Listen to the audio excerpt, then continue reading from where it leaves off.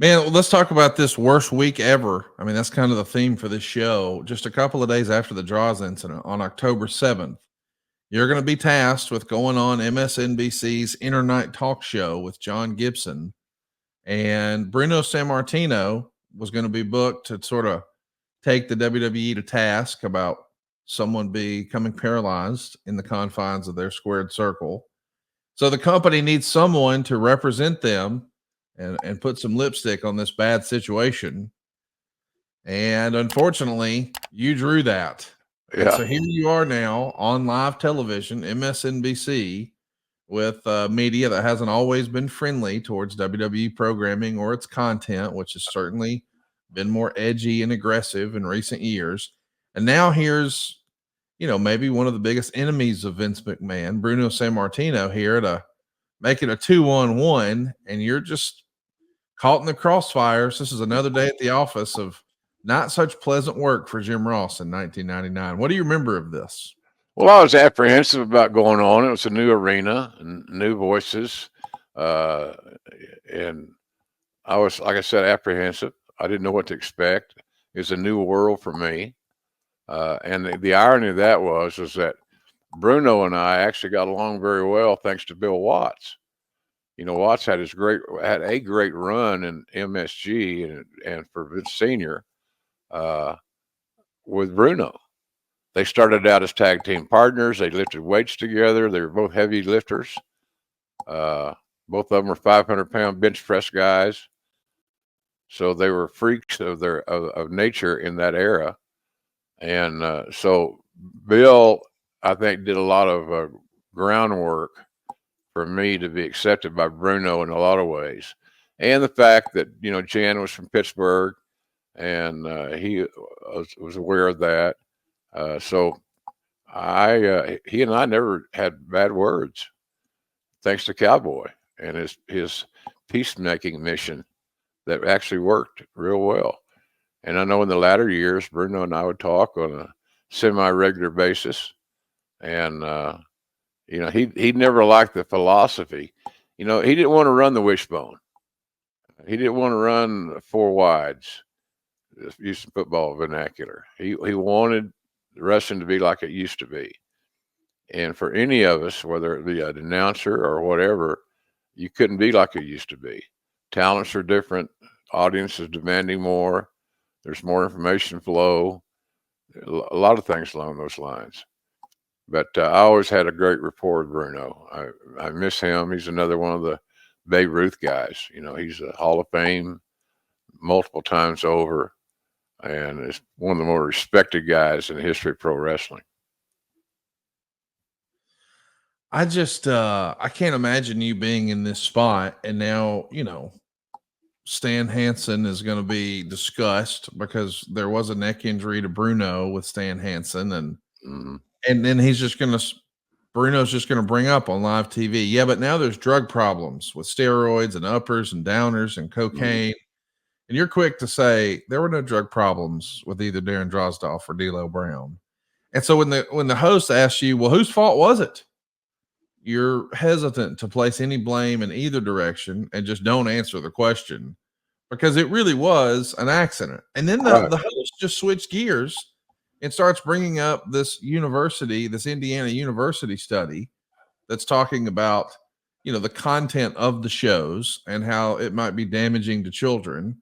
And you're quick to defend the company and say, well, the show's rated TV 14. It's not suitable for children, and parents, should be involved in that decision. Yeah. Or just let the kids watch the weekend shows. Those are kid friendly. Man, there's just it's almost impossible for you to make an appearance on television on the heels of an accident like this. Yeah. And come out looking good. I mean, even when you handle the draw stuff, it's, well, what about drugs?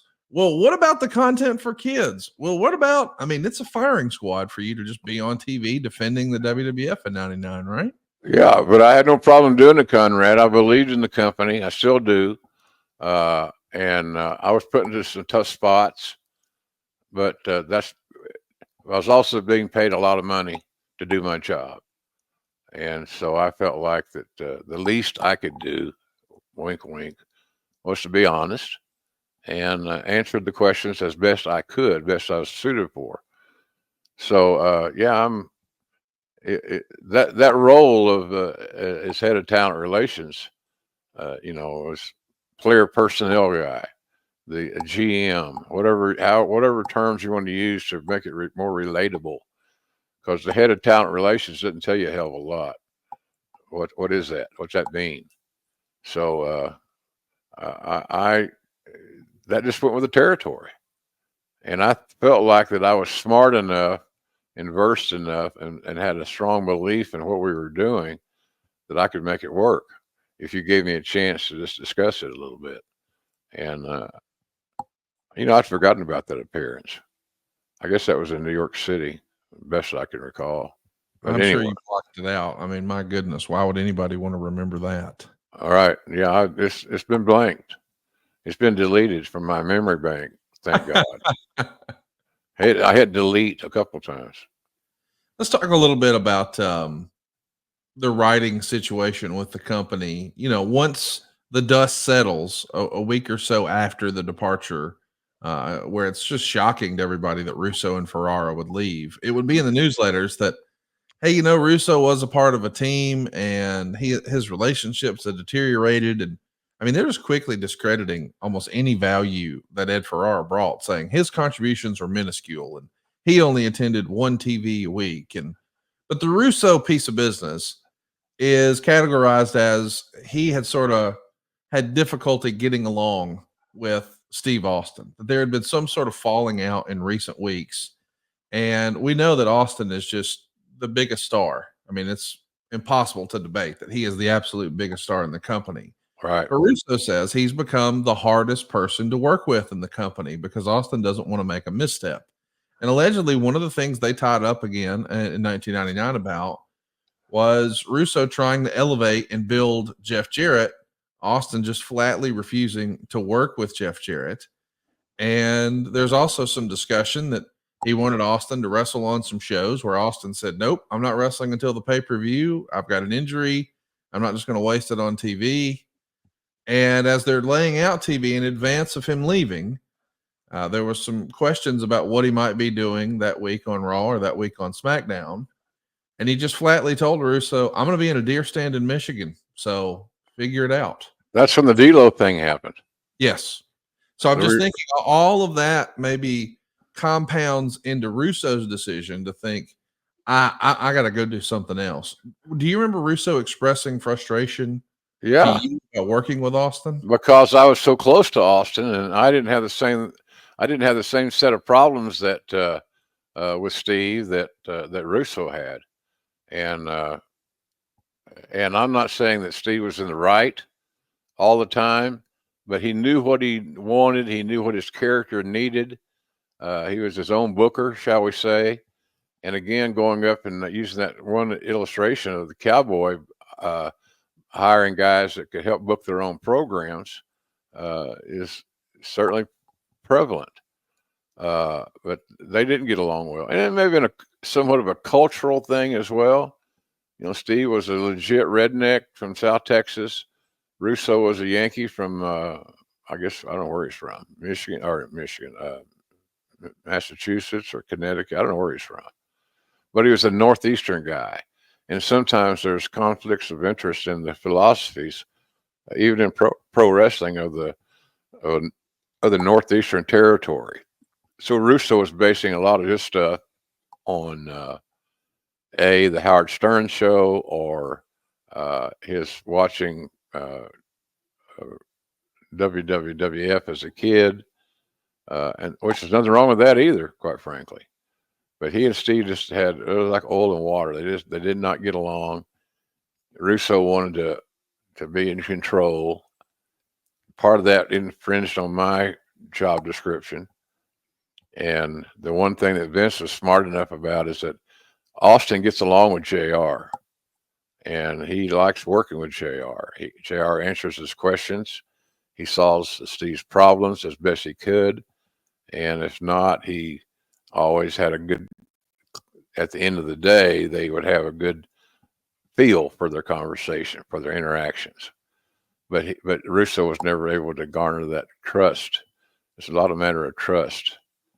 And I think Steve saw that, Steve wanted to know who he's going to work with in 3 months.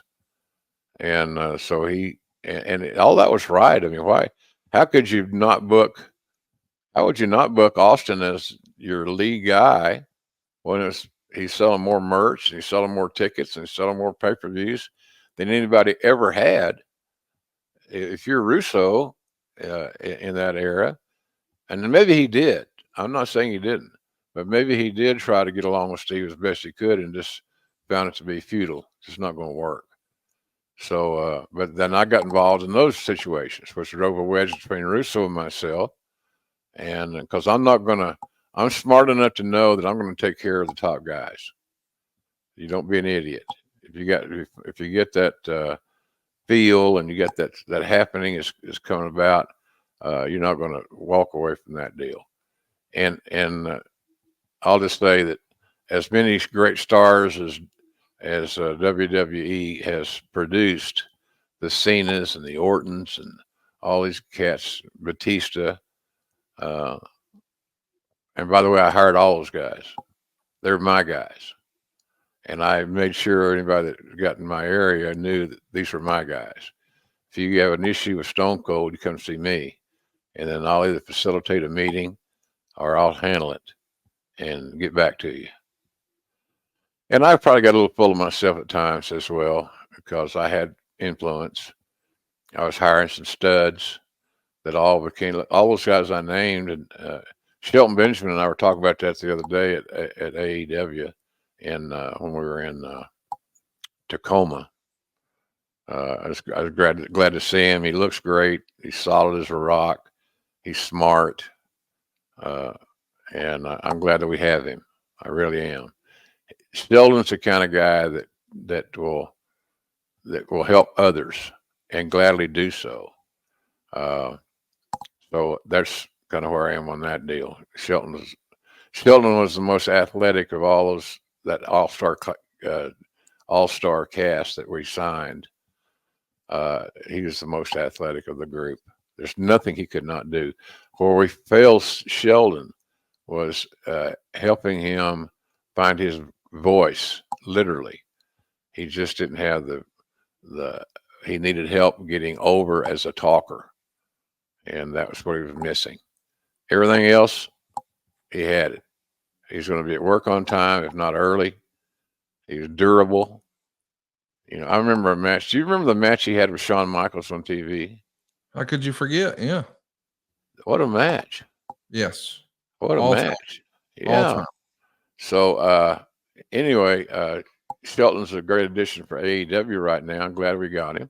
He'll help a lot of the young cats and jammers. So this should work out well. So I'm glad we got him. And he was just he was in that fast lane of, when you're trying to compare Shelton Benjamin to Brock Lesnar and John Cena and Dave Batista and Randy Orton, that's some tall grass to cut through. It really is. So but I'm glad we got him down to AEW. He's going to help us. There's no doubt about it.